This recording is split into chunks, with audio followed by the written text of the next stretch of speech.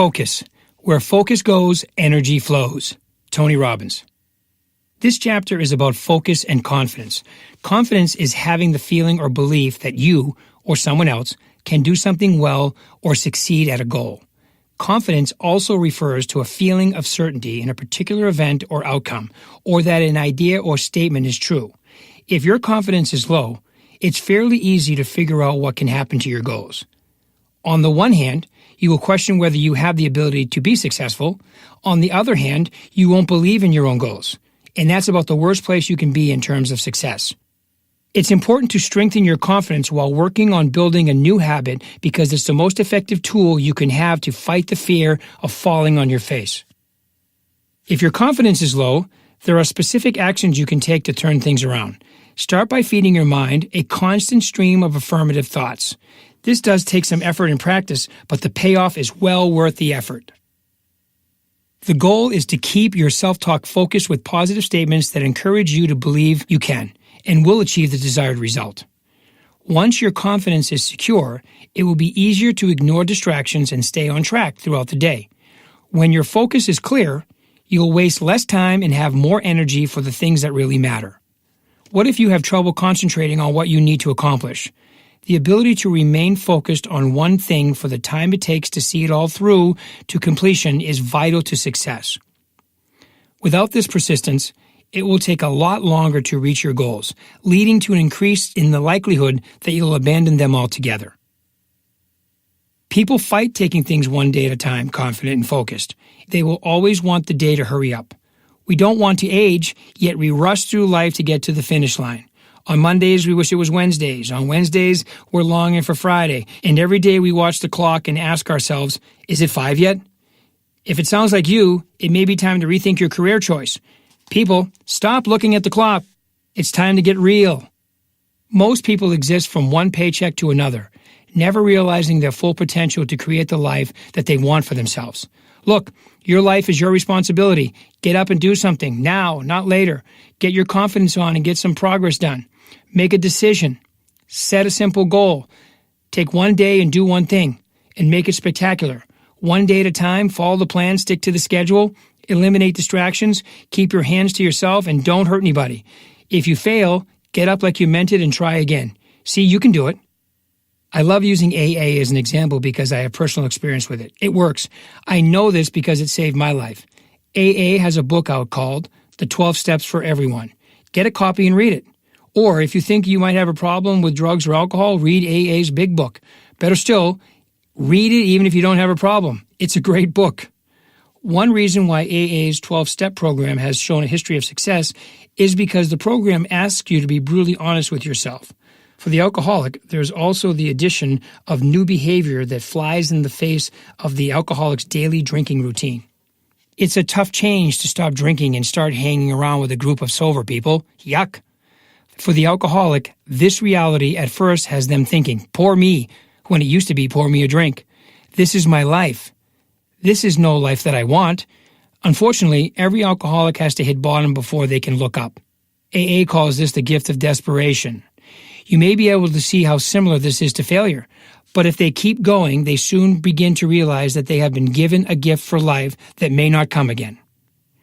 Another important aspect of AA is in the order for it to work, you must stick with the program long enough for the miracle to happen. It's the same with any change in behavior of habit. Just as it is when you are taking on the challenge as big as creating a whole new life for yourself, some days are more difficult than others. Some days you just have to take the body through the motions while you wait for the mind to catch up. And it will if you keep working through the correct motions. One more thought about hitting bottom, what AA refers to as the gift of desperation. Just as it is with any failure, you can choose to turn this into the best thing that has ever happened to you. It's a choice. You need leverage to make major changes. Take a look at your past. Now don't stare, just take a quick look. Obviously, you are reading this book for a reason. You really need to be fed up with the way things have been, and you really need to be ready to make some changes. You can choose to view this moment of self-awareness as a gift and use it as the leverage you need to create a new life you are looking for. Many people I know are fed up with too many problems. You didn't come into this world equipped with a standard set of problems. You have practiced, drilled, rehearsed, and created every single problem you currently have. Fun to think about, right? It's time to take out the trash. Consider this. You don't carry your household garbage with you everywhere you go, do you? Please don't tell me your answer is yes. Imagine you, a giant hefty bag slung over your shoulder, stomping around the neighborhood like the Santa of trash while screaming wide-eyed tots take off running every time you appear. You may be laughing, but it's only because I painted a picture for you.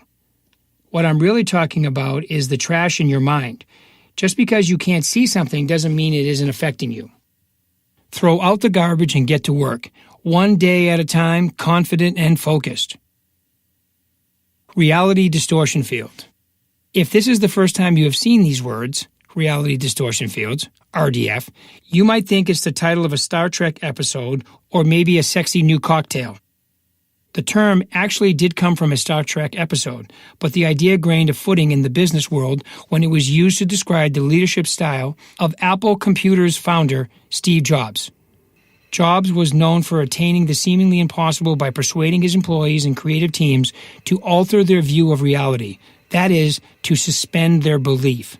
So they were certain they possessed the ability to accomplish extraordinarily difficult, if not unreasonable, goals. The elements that make up the reality distortion field start with the unrelenting commitment to a goal and the no-fail attitude towards finding the perfect solution to a problem. Using the skill of persuasion, an RDF inspires others to ignore the cold hard facts of reality and to believe in the impossible, at least for as long as it takes to reach the goal. Thus, employees who found themselves caught in Jobs' reality distortion field were convinced that they could fix any problem put to them.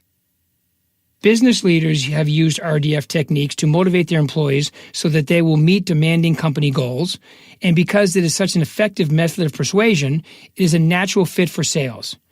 My interest, however, is in finding out new ways to use it as a tool for individuals to convince themselves of their ability to reshape reality in such a way that the world works with rather than against them. With the ability to simplify problems and temporarily suspend reality, RDF may help us see beyond a muddle and move forward without getting stuck. In other words, RDF encourages imaginative problem solving and a mindset that believes the solutions are easily within reach. You might have experienced something like this during the daily visualization or meditation. Let's switch things up by adding RDF to your next goal. Your mindset could make you unstoppable. Think about it. What if you were as serious about convincing yourself into success as Jobs was in taking on the task of convincing his people that they could produce whatever he was pitching? Even if your level of commitment doesn't match the fanaticism Jobs was known to have, I promise it'll help considerably in the quest to achieve your goals. Creative visualization. If you are one of the estimated 35 million people who has spent an evening or two watching reruns of Star Trek, you might remember the holodeck, a virtual reality playroom where the crew could become the actors in their own imaginary worlds brought to life. They could practice daring combat maneuvers with a hostile cyborg or play a winning game of chess against an imaginary grandmaster. Anything a crew member could think of, the holodeck could create in a three-dimensional virtual world. For most of us, virtual reality is still largely a thing reserved for high-tech, space-age applications. But did you know that your brain is able to function like a virtual reality generator, and that you could take advantage of this as a shortcut to your goals? The ability to generate reality is but one of the incredible things that we have only begun to learn about our amazing human brains. Captain Kirk may have claimed that space was the final frontier, but back here on Earth, the final frontier is in our heads. Remember when I asked you to change the way you respond to the question, "How are you?" This was intended to show your fabulous brain in action as it constructed a new virtual reality out of the message it received, feeling good. That was in turn reinforced by an increase in physical energy and a positive attitude. Creative visualization refers to the practice of seeking to affect the outer world by changing one's inner thoughts and expectations. It arose in the United States during the 19th century using techniques proposed by Wallace Wattles in The Science of Getting Rich. Waddles proposed the idea that creative visualization was the key to realizing one's goal, a practice that has its origins in the Hindu faith. Actor Jim Carrey once told a story about his life that illustrates how creative visualization can be a powerful tool for change. Carrey wrote a $10 million check to himself in 1987 when he was still struggling as a comedian. He dated the check for Thanksgiving 1995 and added the notation, "For acting services rendered." For the next 8 years, he imagined himself cashing this $10 million check until one day in 1994 when he was paid $10 million for his role in the hit movie Dumb and Dumber. It may have taken 8 years, but wow, what a payoff. Creative visualization was regarded as New Age hype for many years, but research has shown repeatedly that there is a strong scientific basis for how and why visualization works. Today, the benefits gained by creative visualization are well understood. When we visualize ourselves performing an action, we stimulate the same regions in the brain that are stimulated when we physically perform the same action. For example, when you visualize lifting your right hand to scratch your nose, the mental picture stimulates the same neural locations in the brain that are activated when you physically lift your right hand up to scratch your nose. Our brains appear to make no distinction between the image of the action and the action itself. New pathways and neural connections are created, i.e., our brain's virtual reality, regardless of the source of the message. And it's the message that holds the key for habit replacement therapy. This shared area of the brain that activates when we imagine an action and perform it has been supported throughout the scientific literature on the subject. There are numerous examples of the way visualization increases brain activity in victims of a stroke. When a person has a stroke due to a blood clot in a brain artery, blood cannot reach the tissue that the artery once fed with oxygen and nutrients. That brain tissue dies. This tissue spreads to the surrounding area that does not receive the blood anymore.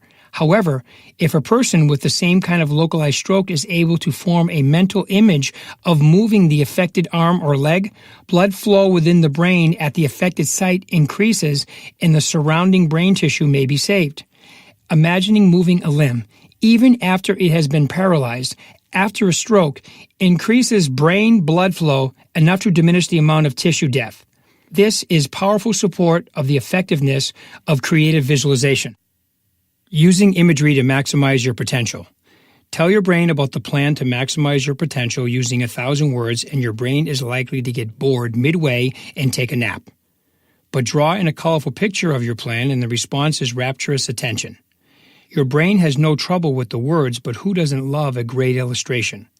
Can we apply this in a way that maximizes our own brain's potential? Try one or all 4 of the following tips. If you have no idea how to act, start by imagining what you want. What you want will not come immediately, but imagining is a way of getting the process started quickly. For example, if you want to start a home-based baking business, start by imagining being in the kitchen surrounded by cakes and cookies that you are taking out of the oven. Draw a sketch of this, and then draw sketches that come before and after this. The more clearly and repetitively you outline this, the more likely it will be that you will succeed. If you have had a setback, do not give up. Keep the blood flowing to the area of the brain that will execute your action plan by focusing on what you want.